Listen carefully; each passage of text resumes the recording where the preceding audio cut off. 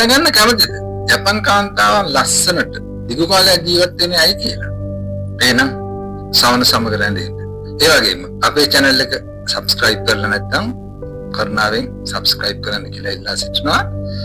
ඔබ මේ වීඩියෝ එක කැමති නම් like එකක් දාගෙන comment එකකුත් දාගෙන යන්න. right අපි යමු එහෙනම් වීඩියෝ එකට.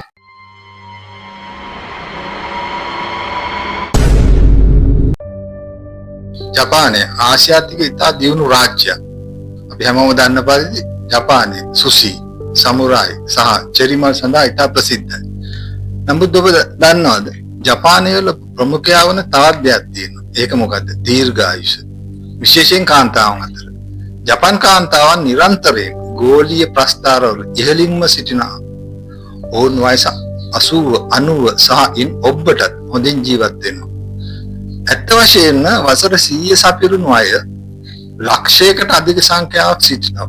ඔවුන්ගෙන් 10 දෙනෙකුගෙන් 9 දෙනෙක් කාන්තාවන්.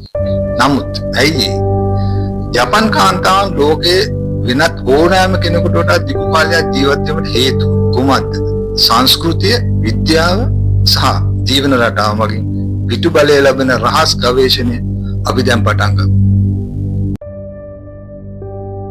2025 වන විට ජපාන් කාන්තාවන්ගේ සාමාන්‍ය ආයු අපේක්ෂාව අවුරුදු 87කට වැඩි. පිරිමින්ගේ අවුරුදු 81ක් පමණ. ඒ දැනට බොහෝ රටවල තියෙන ආයු අපේක්ෂාවට වඩා ඉතාම ඉහළ අගයක්. තවද ඉස්මේජන්න කොටස මෙන් ජපානයේ දැන් සියවස පිරුණු අය ලක්ෂයකට වඩා සිටිනවා. ඔවුන්ගෙන් 88% ආසන්න ප්‍රමාණයක් කාන්තාවන්. ශිමානී සහ කොචි වැනි සමහර ප්‍රාන්තවල පුද්ගලයන් ලක්ෂයකට සියවස් පිරුණු අය 150කට වඩා වැඩි ඉන්නවා. සයිතාමා වැනි නාගරික ප්‍රදේශ සමග ඒ සසඳන කල එහිදී අනුපාතය අඩකට වඩා අඩු වෙනවා. ඇයි? ඒකට මොකක්ද හේතුව? මූලික හේතුව පරිසරය සහ ජීවන රටාව. ජපානයේ ආයු අපේක්ෂාව වැඩිවීමට බලපාන ප්‍රධානම හේතු වලින් ප්‍රධානම එක වන්නේ ආහාර.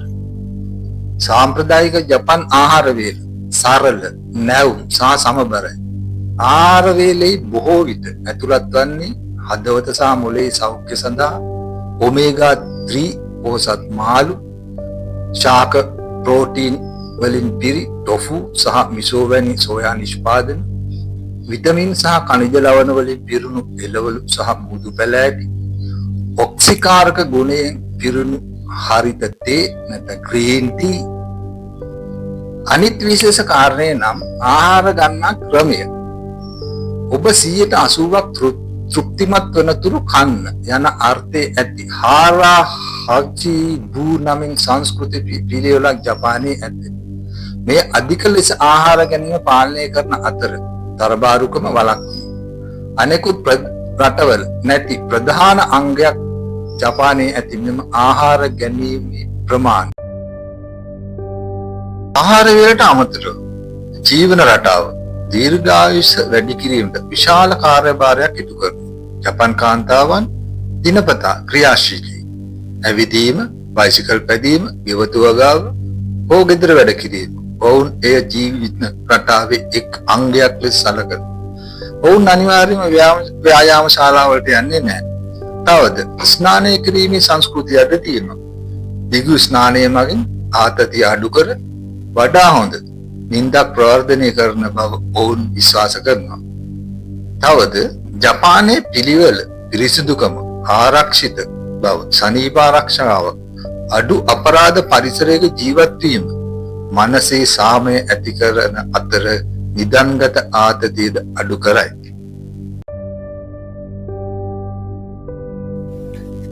ජපානයේ වයසට යාම යනු උදකලා වීමක් ලෙස සලකන්නේ නැහැ.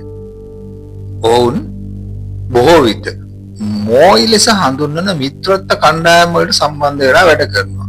තවත් දෙයක් ඉකිගායි සංකල්පය. මොකද මේ ඉකිගායි සංකල්පය කියන්නේ? ඉකිගායි සංකල්පය කියන්නේ Taman ජීවත් වීමට හේතුව. ඒක එක එක්කෙනාට එක එක විදිහට වෙන්න පුළුවන්. සමහරුන්ට එය සමුගේ පවුල, සමහරුන්ට සුරතල් සතුන් ඇති කිරීම, සමහරුන්ට මල් සැකසීම, සමහරුන්ට වෙන්න පුළුවන් සබහාදාම භුක්ති විඳීම. එවැනි අරමුණක් තිබීම මනස දියුණුව සහ ආත්ම ජීවමානය තබා ගැනීමට හේතු වෙනවා. අධ්‍යයන වලින් පෙනී යන්නේ ශක්තිමත් ප්‍රජා සම්බන්ධතා සහ ජීවත් වීම පිළිබඳ හැඟීම ඇත්ත වශයෙන්ම ඩිමෙන්ෂියාව, මානසික අවපීඩනය සහ මරණය පවා ඇතිවීමේ අවදානම අඩු කළ හැකි බවයි. ඒ වගේම ජපානය ලෝකයේ හොඳම සෞඛ්‍ය සේවා පද්ධතියක් තියෙන රටක්. තවද වැළැක්වීමේ වෛද්‍ය විද්‍යාවේ ප්‍රමුඛයෙක්. නිතිපතා පරීක්ෂාවන් මගින් රෝග ඉක්මනින් හඳුනාගත හැකි අතර ප්‍රතිකාර දැරිය හැකි මට්ටමක පවතිනවා. ඉතින් අපි බලමු ජපන් කාන්තාවන්ගෙන් අපට ඉගෙනගත හැක්කේ කුමක්ද? සෞඛ්‍යයට කෙටිමම් පසුපස හඹා යන ලෝකයක ජපානය අපට මතක් කර දෙන්නේ දීර්ඝායුෂ එක් රහසක් නොවන බවයි. එය ජීවන රටාවකි. සමහර විට අපි මෙම පුරුදු කිහිපයක් වැළඳ ගත්තේ නම් අපට දිගු, සෞඛ්‍ය සම්පන්න සහ වඩා අර්ථවත් ජීවිතයක් අපේක්ෂා කළ හැකි